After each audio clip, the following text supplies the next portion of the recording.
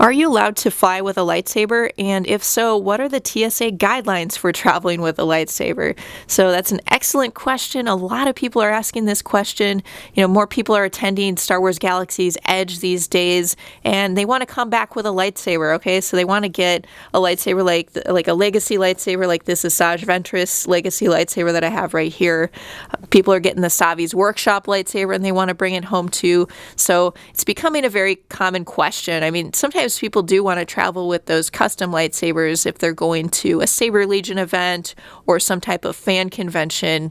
That's definitely another big case when people want to travel with a lightsaber. So it's really a somewhat common question to ask about this. But let's go over some guidelines for traveling with a lightsaber, especially flying with a lightsaber.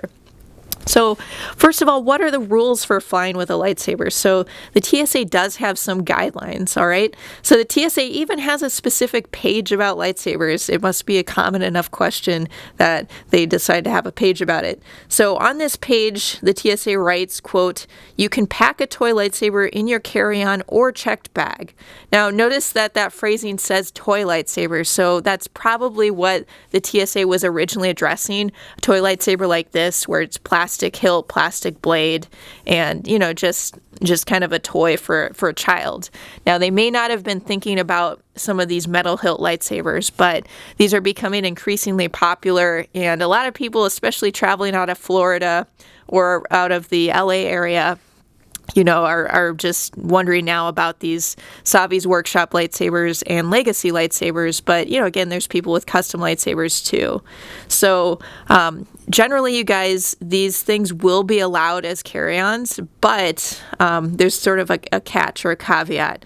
Now, the TSA definitely emphasizes as well, quote, "The final decision rests with the TSA officer on whether an item is allowed through the checkpoint." And that's just a general TSA rule, right? It's just at the discretion of the specific officer. So a lot of people have reported that they've been able to get metal hilt lightsabers through as carry-on items easily, but there have been several people that have had bad experiences, or they've just had an experience where they were not allowed to bring a lightsaber as a carry-on item. So just know that some people have reported that they weren't allowed to bring it as a carry-on, although many people have said that it's been totally fine.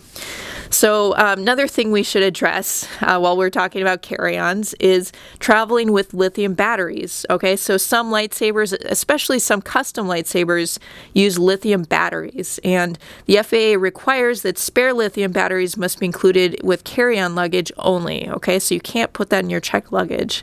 And the FAA also advises that, quote, "devices containing lithium metal or lithium-ion batteries should be carried in carry-on baggage when possible," unquote. So that means that if you have a lightsaber with lithium-ion batteries inside of it, that generally should be taken as a carry-on item, although they do advise that if the item is packed, you, quote, or the item, quote, "should be turned off completely, protected from accidental activation, and packed so they are protected from damage." So, I mean, you want to protect your lightsaber anyway, right? You don't want to get home with a broken lightsaber, but those are just some more specific guidelines if you do end up packing a lightsaber, especially one with a lithium-ion battery. Now, let's kind of go back to lightsabers as carry-on items, though.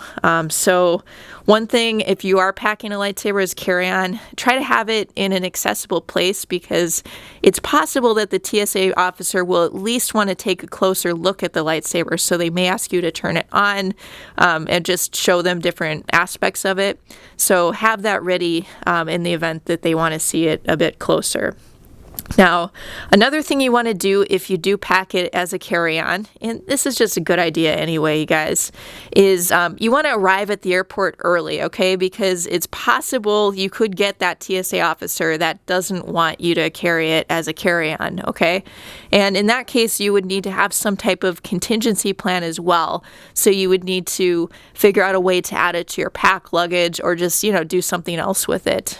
So definitely have a plan for that in place, just in case, even though it sounds like, just based on a lot of the reports I've been hearing, it sounds like most people are able to kind of travel with a lightsaber pretty well.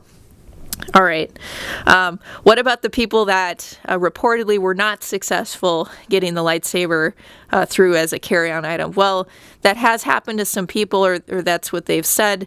And the people that have said that they weren't able to get a lightsaber through, they said that the TSA officer cited the lightsaber as, quote, a bludgeon or a club-like object. Some other people talked about the TSA officer citing the object as a, quote, tool longer than 7 inches. And neither of those things, bludgeons and tools longer than 7 inches, those are both not allowed as carry-on items.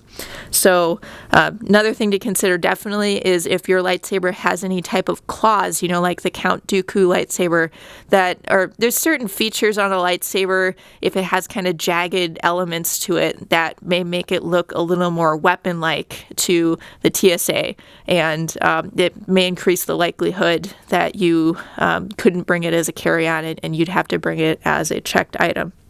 So that's another thing to definitely consider. Now, another thing for sure is you need to look at the carry-on requirements for your specific airline. So a lot of the carry-on requirements vary, vastly among airlines, and they have different size restrictions and kind of, just restrictions for their carry-on items. So that's another thing to look for. And, if you do end up getting the carry-on item through security, we kind of alluded to this a bit earlier, but you definitely want to make sure the lightsaber is packed very securely. And, a lot of people will end up separating the hilt from the blade if that's possible. So, you can maybe put the hilt kind of in your backpack, and then you could maybe put the blade in the overhead bin. That's somewhat common. But both of those things should have some padding, especially the stuff that goes in the overhead bin can kind of get shifted around a lot. So you'd want to have some type of padding around it. So, pack it securely in a box or bag with some of that extra padding. Now, lightsabers as checked luggage. So the TSA allows lightsabers as checked luggage, and checked luggage can sometimes be handled more roughly, which is part of the reason why some people would prefer to take a lightsaber as a carry-on. So you really want to have lots and lots of padding for that checked luggage. You have to assume it's getting really jostled around during the handling process. And it is possible, too, that, the TSA will not allow your lightsaber as that carry-on, so it could end up being a checked luggage, in your checked luggage. Okay, so let's see. One final thing that if you're kind of worried if that just slight chance that your lightsaber may not be allowed as a carry-on item, if that kind of makes you uncomfortable, another total alternative option is you can mail your lightsaber home. That's a pretty easy way to go. And, you can ship it with the USPS. Same guidelines really as if you pack it in your luggage. You definitely want a lot of padding. You definitely want a lot of padding there because it's sort of like the checked luggage. The box is going to get jostled around, so use lots of bubble wrap and make sure everything is quite secure. But that can definitely be a great alternative to packing your lightsaber too, and it's not usually super expensive to ship a lightsaber home either, especially if you compare it to having to buy an extra bag on the airplane. It should be a pretty similar rate or cheaper than having to buy an extra bag to take on the airplane.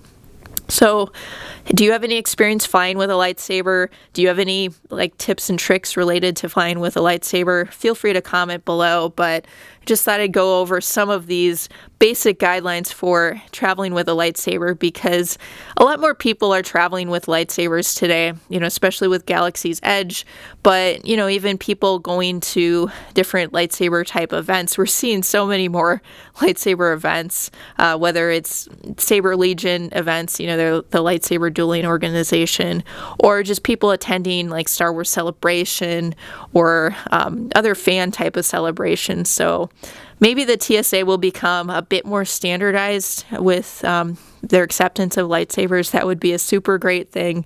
But just at the moment, it's more case by case, although it does seem like a lot of lightsabers are acceptable as carry-on items.